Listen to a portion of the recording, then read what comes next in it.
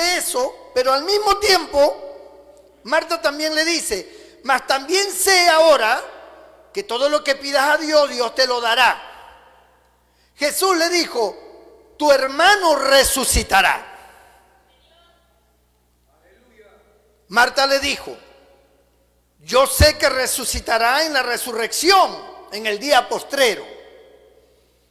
Le dijo Jesús, yo soy la resurrección y la vida. El que cree en mí, aunque esté muerto, vivirá. Y todo aquel que vive y cree en mí, no morirá eternamente. ¿Crees esto?, le dice el Señor a Marta.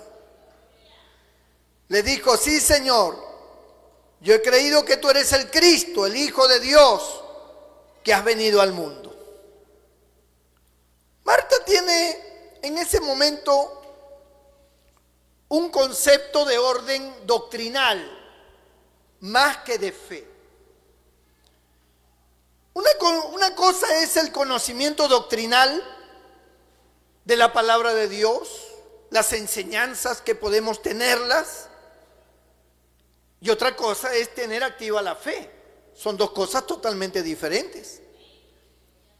Nosotros entendemos que la fe viene por el oír la palabra de Dios,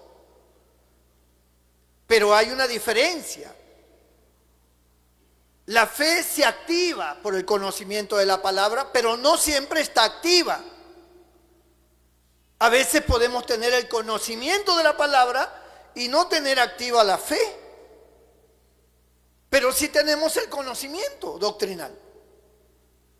Marta tenía el conocimiento doctrinal, porque en las reuniones con nuestro Señor Jesucristo, cualquiera de nosotros que hubiéramos estado en lugar de ellos, hubiéramos hecho muchas preguntas. Preguntas sobre el reino de los cielos, preguntas sobre la muerte, preguntas sobre la vida, preguntas sobre todo. Y el Señor se encargó de responder a la familia de Lázaro todas las preguntas que le hacían. Por eso es que ella, con toda naturalidad, dice, sí, yo sé que Él va a resucitar en la resurrección de los muertos. O sea, tenía conocimiento de la palabra de Dios, de la enseñanza. Ella tenía conocimiento. Lo había aprendido del mismo Señor. Sí, yo estoy clara de que mi hermano en la resurrección va a resucitar. Pero el Señor le habla directamente y le dice, Marta, no. Tu hermano resucitará, sí, en la resurrección. El que cree en mí, aunque esté muerto, vivirá. ¿Crees esto? Pero ella seguía en su planteamiento futuro. Ella dice, nosotros hemos creído que tú eres el Cristo. O sea, estamos conscientes quién eres tú. Tú eres el Cristo. Yo he creído que tú eres el Cristo, el Hijo de Dios que has venido al mundo.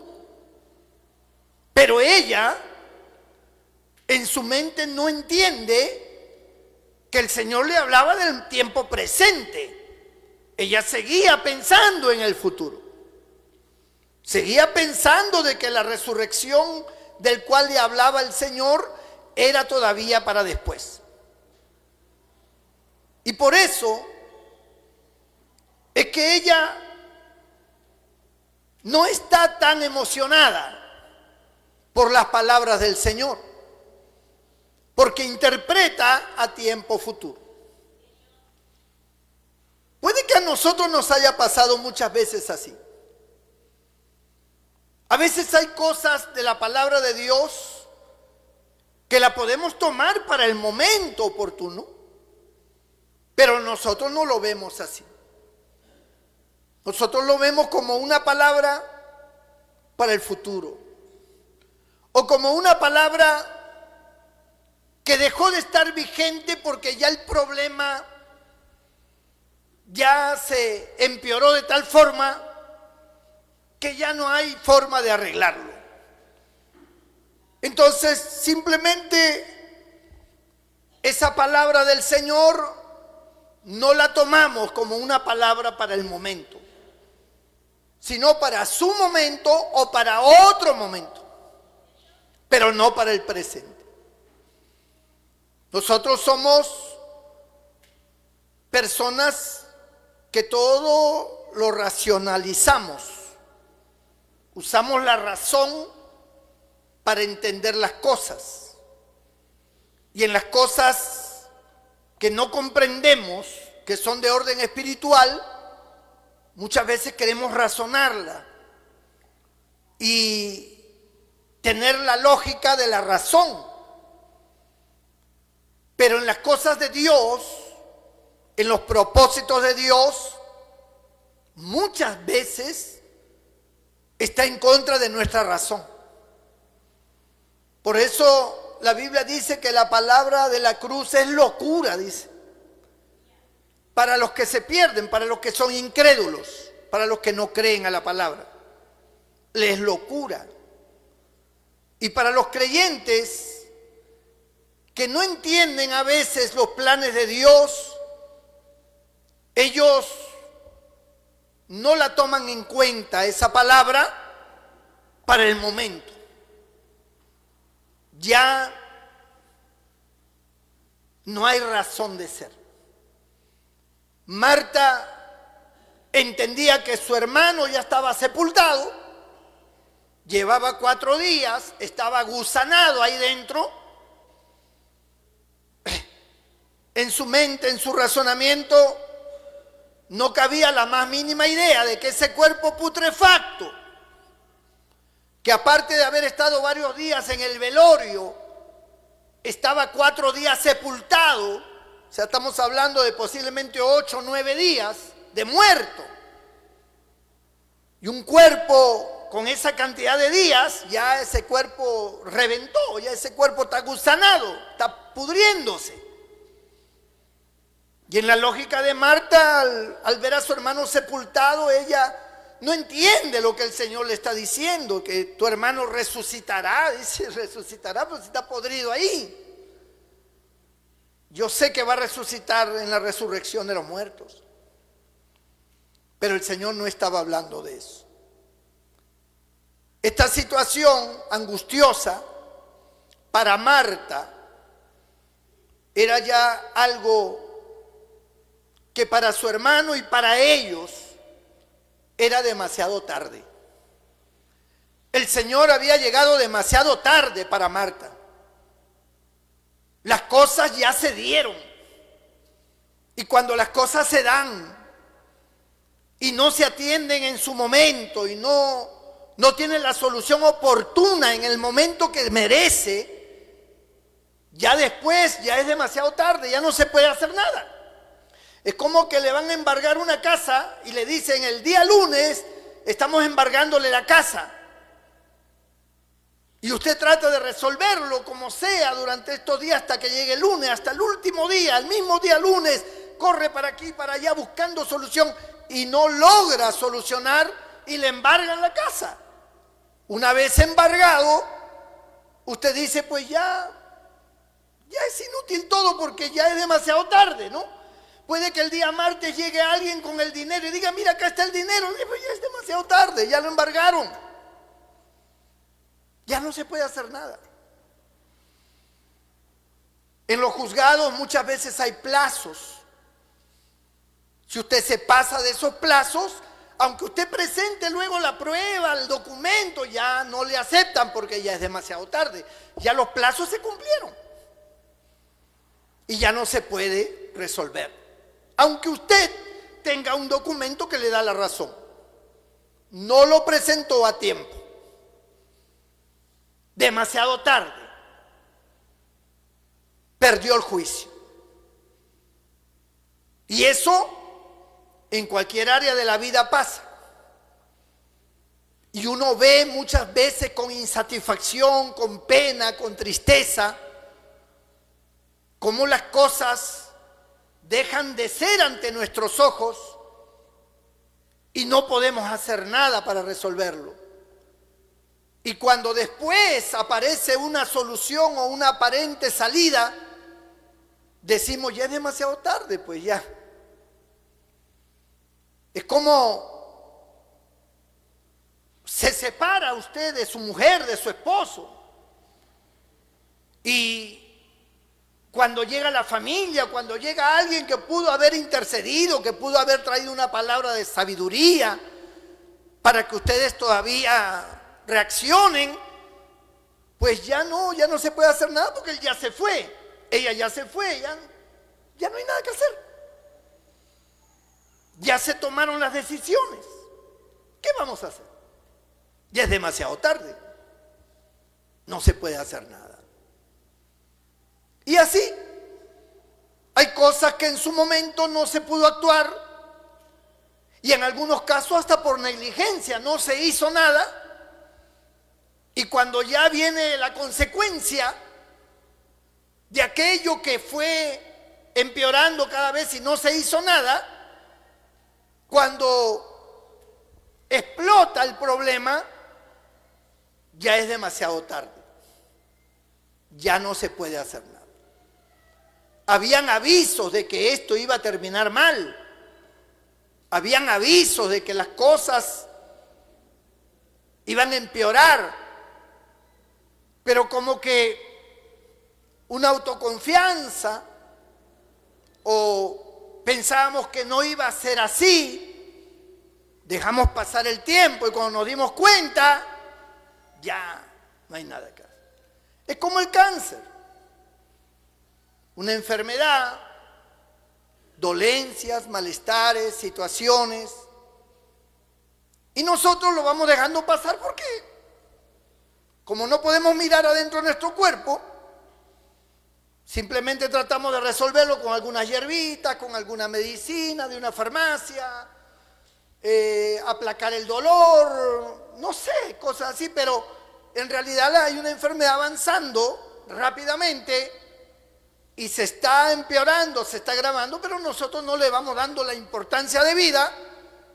Y cuando ya vemos que las cosas están bastante complicadas, a veces ya es demasiado tarde. Viene la palabra del médico y dice: no podemos hacer nada, lo lamento. Lo único que podemos hacer es una quimioterapia para tratar de adormecer al virus, qué sé yo, a la célula cancerígena. Solo un milagro. Y usted dice: pero ¿por qué no resolví esto antes? Ya es demasiado tarde. Y así, en nuestra vida pueden sucedernos muchas cosas de las cuales nosotros tengamos que decir luego: ya es demasiado tarde. Ya es demasiado tarde. A veces hay voces que te avisan y te dicen: oye, que mira, que ten cuidado, que mira que yo puedo un día reaccionar de una manera, reaccionar de otra manera, pero no hacemos caso, porque pensamos confiadamente en que las cosas no van a ser así. Hasta que surgen las consecuencias terribles y ya es demasiado tarde para resolverlas. Así lo entendió Marta. Marta dijo: ya no importa lo que el Señor diga, ya yo al menos tengo la satisfacción de que mi hermano murió salvo, ya está en el cielo, está mejor que nosotros, y que, como dice el Señor, va a resucitar, y yo sé que va a resucitar en el día postrero, en la resurrección de los muertos. Así que ya. Pero ella, en su corazón, guardaba el lamento de que el Señor no apareció en el momento oportuno. Porque su razonamiento, su entendimiento, era de que si el Señor hubiera estado presente, su hermano no hubiera muerto. Y eso no se lo iba a quitar nadie. Eso no se lo iba a quitar nadie. Es como alguien que diga: tú pudiste ayudarme cuando yo te lo pedí y no lo hiciste. Te hago responsable realmente de lo que sucedió. Porque cuando yo acudí a ti, tú pudiste ayudarme y no quisiste. Y ahora ya es demasiado tarde. Entonces hay una amargura, un resentimiento, Algunos lo manifiestan abiertamente y otros simplemente lo guardan, como en el caso de Marta. Porque en el conflicto del corazón que había en Marta, había un conflicto del cual ella no podía arremeter contra el Señor, porque ella sabía quién era el Señor. Ella sabía que el Señor no había nadie más justo y más bueno que Él. Ella lo sabía. Pero lo que pasa aquí es que ella no entendía por qué no llegó, por qué no vino. Él pudo haber venido, se le avisó con tiempo. Y por eso en un acto de reproche, dice: Señor, porque le llama Señor, si hubieras estado aquí, mi hermano no hubiera muerto. Y ahora ya es demasiado tarde. Y aunque el Señor le habló, vuelvo a repetirlo, el razonamiento de Marta no entendía lo que el Señor le estaba diciendo. De principio, amados hermanos, el Señor nunca llega tarde. De principio.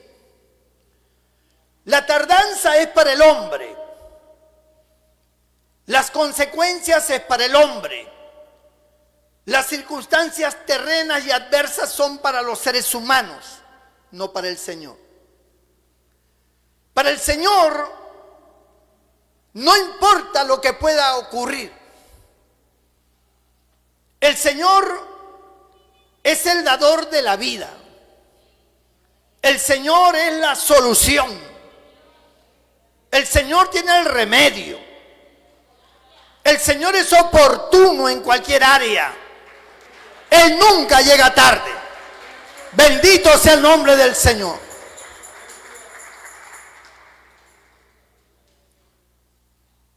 Para colmo de males, cuando le enseñan dónde estaba enterrado Lázaro, el Señor lloró. Y digo para colmo de males en el caso de Marta, porque Marta está visualizando todo lo que está pasando. Y al verlo al Señor llorar, es como decir: bueno, ¿y para qué lloras ahora, no? ¿De qué sirve que llores si tú pudiste haber venido antes? ¿Saben ustedes que existen muchos creyentes que están resentidos con el Señor? No están resentidos de una manera como lo hacen con las personas, con el cual desfogan su cólera. No, ellos saben que contra Dios no pueden hacer eso. Están confundidos en cuanto a que el Señor no le respondió, no hizo en el momento oportuno las cosas que ellos clamaron, que ellos pidieron. Yo he escuchado a muchas personas a nivel de muchos años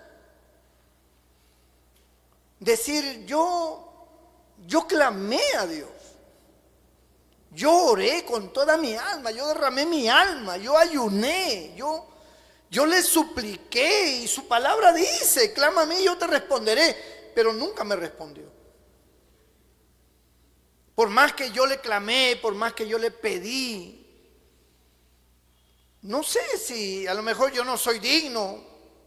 De repente pues yo no soy digno de que el Señor me responda, ¿no? He llegado a la conclusión de que es posible que sea eso, que como yo no soy digno, de repente soy un pecador, alguien que no merezco nada, pues ¿qué me va a responder?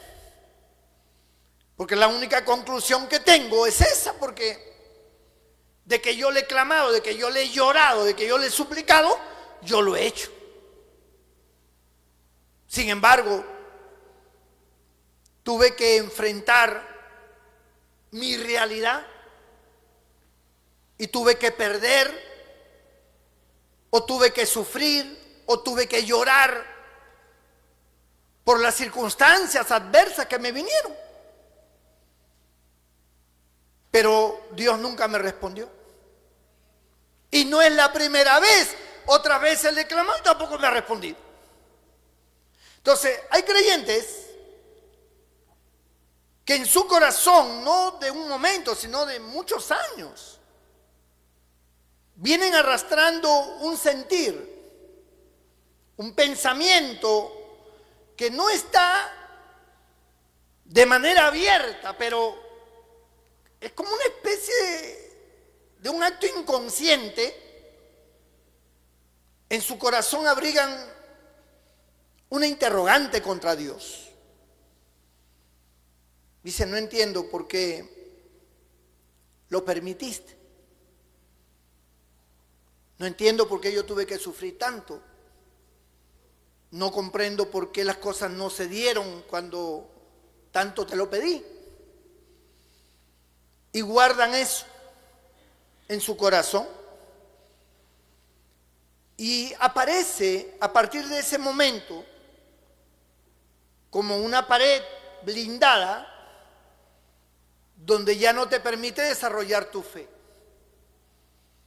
Porque como tuviste una desilusión de que Dios no te respondiera en el momento que tú más lo necesitabas, ya comienzas a pensar de que Dios realmente contigo no va a tener ningún tipo de trato. Ya está de más que yo vuelva otra vez a pedirle, a suplicarle, porque una vez le pedí y no pasó nada. Y tal vez una segunda vez también opté por pedirle y no me resolvió. Inconscientemente, vuelvo a repetir, en el corazón de ese hombre o de esa mujer hay como una especie de duda sobre el poder de Dios, sobre el amor de Dios, sobre la justicia de Dios y sobre la palabra de Dios. Porque la palabra dice, pedid y se os dará, clama a mí te responderé, yo oigo la oración de los justos, y una serie de promesas. Y no hay resultado conmigo. Entonces, cuando yo veo las consecuencias, ya pues sobre ese tema ya no puedo yo hacer nada, ya es demasiado tarde, ya simplemente tengo que aceptar mi realidad, aceptar mi sufrimiento, aceptar mi pérdida, aceptar lo malo que me ha pasado. Y no puedo hacer otra cosa. Tampoco me puedo ir contra Dios, porque en realidad no sé por qué las cosas son así. Pero hay en los corazones de muchos creyentes una especie de resentimiento, porque las cosas no salieron como ellos esperaban. Pero recuerda siempre, una cosa es lo que nosotros esperamos y otra cosa es lo que Dios quiere. Nosotros a veces no podemos entender lo que Dios quiere. A veces Dios permite cosas que nos hacen sufrir, que nos genera dolor, pero Él sabe que lo podemos resistir. Porque nadie, absolutamente nadie, es probado más de lo que puede resistir. Dios sabe hasta dónde tú puedes resistir. Las conclusiones a que tú llegues es muy diferente a que tú puedes resistir. Porque si algo tienes que encarar a Dios, Dios te va a decir, bueno, pero tú lo puedes resistir. Porque yo jamás voy a permitir que venga algo sobre ti que tú no puedas resistir. Así que tú lo puedes resistir. Que tú no comprendas es una situación muy diferente. Pero eso es ya una cuestión de la soberanía de Dios. Dios simple y llanamente sabe lo que está haciendo. Y si nosotros entendemos que Dios es un Dios de justicia, que Dios es un Dios bueno, que Dios es nuestro Padre, que es nuestro Señor, nuestro Salvador, que nos ama, que está con nosotros, que nunca nos dejará ni nos desamparará, tenemos que aceptar que lo que Dios permite es para nuestro bien. Aunque no lo entendamos, aunque no lo comprendamos, aunque no esté dentro de nuestro razonamiento, porque una cosa es lo que nosotros pensamos y otra cosa es lo que Él piensa. Por eso la Biblia tiene un verso que dice: como son más altos los cielos que la tierra, así son mis pensamientos más altos que vuestros pensamientos. No lo entenderemos muchas veces, y muchas veces sí lo entenderemos, pero en otros casos no lo podremos entender. Y no sabremos por qué Dios permitió tal cosa. No lo entendemos. Pero Dios sí sabe. La muerte, por ejemplo, es algo que nosotros nos negamos a entender. A nosotros no nos gusta ni que nos hablen ni hablar de la muerte. Lo vemos como el hecho más horroroso y más complicado que pueda haber. Temas de muerte, por favor, ni menciones esas cosas. Porque nadie va a entender por qué se mueren las personas que amamos. A veces logramos entender que una persona anciana, que está próxima, pues ya más próxima que un joven a la muerte, podemos entender que ya cumplió su ciclo de vida y que bueno, ¿no? Pero lo que no podemos entender es una muerte inesperada, abrupta, así, violenta. Oye, se murió fulano. Uf, corazón nos palpita, nos estremece. Peor si se trata de un familiar nuestro, un familiar joven, un niño, un hijo, un nieto, un sobrino a quien amamos, no sé, alguien a quien queremos mucho. Y de repente murió. Aparece la noticia, murió. No lo podemos entender. El papá, la esposa, el hijo, no sé, el familiar más cercano, creyente, no lo puede entender. Y muchas veces no lo quiere aceptar. Porque no entienden por qué. Pero la muerte es parte de la vida. Nadie aquí va a vivir para siempre. Todos nos vamos a morir en algún momento. Unos más ancianos y otros más jóvenes. Y unos al nacer y otros al tener unos cuantos años. ¿Por qué pasan esas cosas? ¿Por qué Dios las permite? A veces no las podemos entender. Ni siquiera tenemos palabras adecuadas para fortalecer a alguien. En mi caso, yo he tenido tantas personas que han muerto a alguien querido de ellos, su hijo, su hija, su hermano, y no he encontrado las palabras adecuadas como para fortalecerlo. No sé qué decirle. Porque yo mismo no sé qué pasó. ¿Era su hijo? ¿Era su hija? Es como cuando el Señor le dice a Abraham: sacrifícame a tu hijo, mátalo. De locura. O cuando murieron los hijos de Job, ¿cuánto sufrimiento habrá tenido Job? Todos sus hijos murieron en un momento. Todos. Tenía varios hijos e hijas. Y todos murieron sepultados, se cayó la casa donde estaban ellos. Job, ¿acaso no era un ser humano con pensamiento, con razonamiento? Y él era un hombre fiel, un hombre que podía aferrarse a sus obras y a decir: Señor, yo te he sido fiel, ¿por qué tú haces esto? ¿Por qué tú has permitido esto? Pero Job simplemente aceptó las cosas.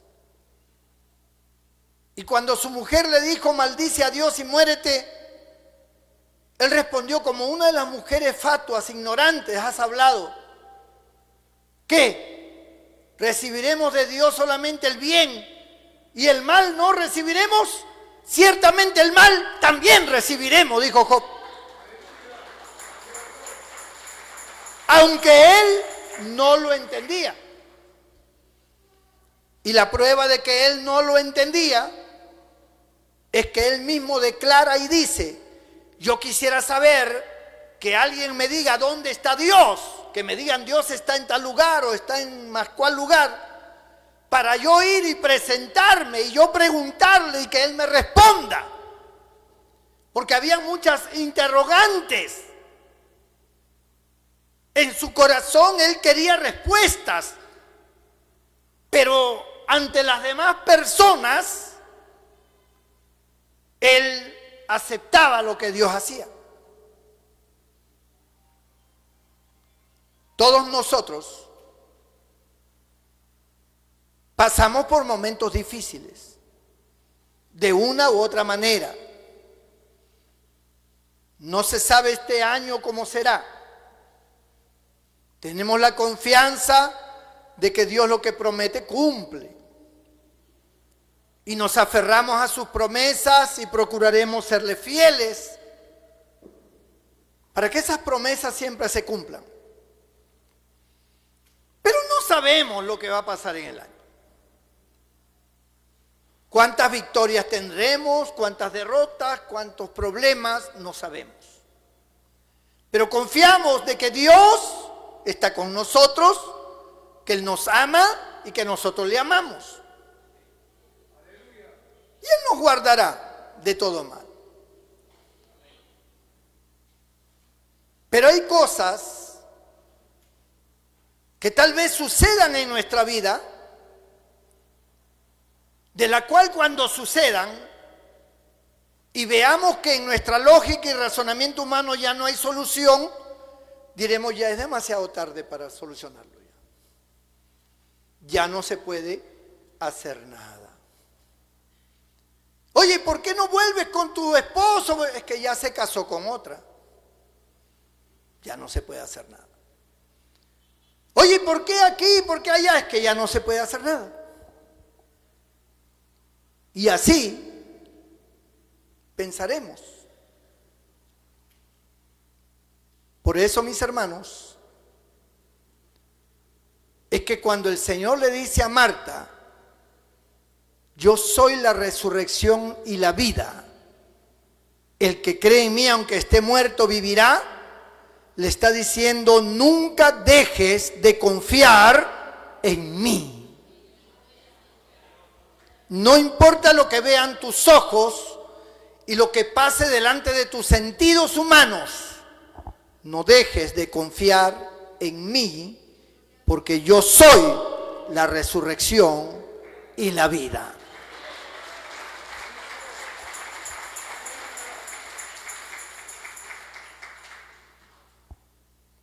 Lo que aconteció después fue algo que Marta jamás, mientras tuvo existencia, pudo olvidar. Cuando el Señor ordenó quitar la piedra del sepulcro, y su otra hermana, María, le dijo: Señor, no lo hagas porque hiede ya, es de 4 días. Quitad la piedra. Quitaron la piedra. Y cuando quitaron la piedra, El Señor miró hacia el sepulcro y dijo: Lázaro, ven fuera. Y todos miraban hacia el sepulcro y aparentemente no pasaba nada. Cuando de repente un personaje vendado, totalmente vendado, salió saltando.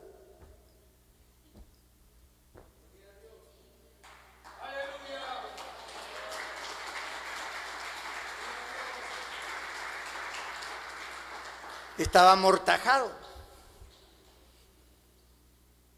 Se desmayaron las personas, gritaron. Marta, María corrieron. Jesús dijo: desatadle y dejadle ir. Lo desataron, lo desenvolvieron, se lo llevaron a la casa. Hubo en ese momento una situación incomprensible, gloriosa, extraordinaria, que todos los que estaban ahí quedaron perplejos, atónitos, porque Él es el dador de la vida. Siempre será el dador de la vida para nosotros, aunque no entendamos. Por eso, nunca digas: es demasiado tarde. Porque tú no sabes lo que va a pasar en el futuro. Tú no sabes lo que Dios va a hacer en el futuro. Tú no tienes la más mínima idea de cómo el Señor es especialista en arreglar las cosas, en solucionar las cosas, en arreglar tu vida, en ordenar tus caminos, en devolverte lo que perdiste, en traer para ti la felicidad que tal vez nunca pensaste tener. Dios es el dador de la vida. Nuestro Señor Jesucristo vino a darnos vida y vida en abundancia. Nadie mejor que Él. Creamos en Él, aferrémonos en Él, y cuando no entendamos algo, no importa. Jehová dio, Jehová quitó. Sea el nombre de Jehová bendito.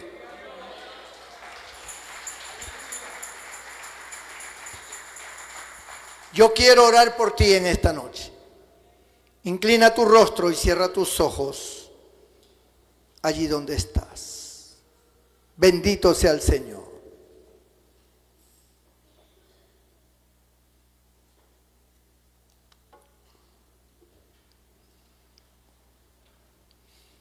No todas las circunstancias son iguales.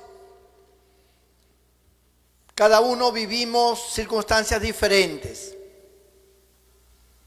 Cada uno de nosotros pasamos por diferentes momentos. Mientras que unos están tristes, otros están alegres. Mientras uno está en el camino del éxito, otro está en el camino de la desgracia. Mientras uno tiene el gozo de ver nacer a alguien, otros tienen la desdicha de ver morir a alguien. Es decir, las circunstancias no son iguales. Pero no importa cuáles sean las circunstancias, nosotros hemos creído en aquel que es el dador de la vida y que es nuestro Señor, y que para Él no hay nada imposible. Puede que tú estés atravesando momentos inquietantes, incomprensibles tal vez. Tal vez hay un pequeño o gran resentimiento contra el Señor por algo que según tu concepto Dios no hizo o Dios no respondió. Pero el Señor te ama y nadie es más sabio y más justo que Él. Si Él permite algo, por algo es. Confiemos nuestro corazón en Él. Yo quiero orar por ti. Si hay alguien que diga, pastor, ore por mí, levanta tu mano derecha y yo haré una oración por ti en esta hora. Dios te bendiga, Dios te bendiga, Dios te bendiga, Dios te bendiga, Dios te bendiga, Dios te bendiga. Dios bendiga a todas esas manos que se levantan. Allí donde estás, ponte de pie, tú que has levantado tu mano. Cierra tus ojos, inclina tu rostro.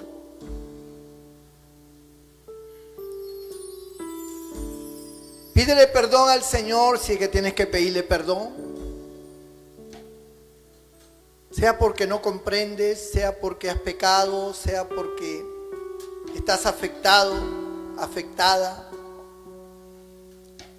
Dile al Señor, perdóname. Hay cosas que a veces no entiendo y siempre he querido tener el control de las cosas. Y no logro aceptar que eres tú el que tienes el control de mi vida. Mi vida está en tus manos. Mi familia está en tus manos. Y yo sé que en tus manos todos estamos seguros. Te serviré y te amaré, pase lo que pase. Aunque no comprenda las cosas. Porque sé que Dios es bueno. Mientras tú se lo dices, toda la iglesia se pone de pie. Me ayuda a orar por todas estas vidas. Vamos a pedir a Dios por ellos. Señor nuestro Dios, nuestro Padre Celestial, mira cada una de estas vidas que hoy se acercan a ti, pidiéndote perdón. Tú conoces sus corazones, conoces sus historias, conoces todo lo que ellos pasan. Tú sabes lo que hay en sus corazones, sus temores, sus angustias, su dolor.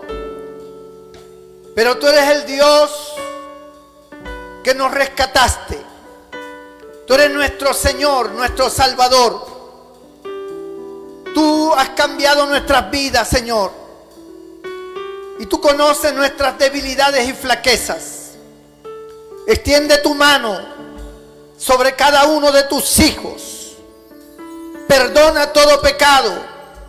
Limpia toda iniquidad el corazón. Santifica cada vida. Purifica sus almas. Haz de ellos nuevas criaturas una vez más. Y si estuvieran enfermos, toca sus cuerpos enfermos. Quita sus dolencias, quita sus males. Desaparezcan sus enfermedades. Opera milagros, opera sanidades. Obra en sus vidas. Señor, muéstrales tus caminos. Trata con cada uno de ellos. Manifiéstate a cada uno de ellos por medio de sueños, visiones. Háblales a sus corazones. Háblales a sus oídos. Muéstrales tu poder. Señor, produce en ellos una estrecha comunión entre ellos y tú. Bendícelos, Señor. Bendice sus vidas, sus hogares. Bendícelos. En el nombre de Jesús te lo pedimos y te damos las gracias. Amén y amén. Gloria a Dios. Dale un fuerte aplauso al Señor con todo su corazón.